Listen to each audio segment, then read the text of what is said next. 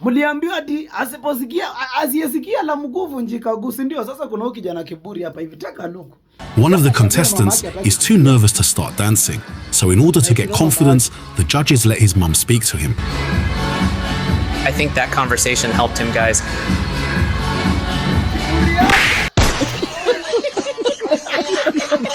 Asiyevunjika la mguu vunjika guu. Anyway, mi bado nawapea free TikTok followers. Niko live sasa hivi, si ndio? Alafu ule jamaa mwenye alisema nataka chain ya gold, ukiwa hata na saa ya gold, earrings za gold. Sasa sijui si zangu atafika bei ama mumtag hapo hivyo comment section. Anaitwa nani ule jamaa alisema ananunua hizi vitu za gold? Mwambieni niko na gold tafadhali.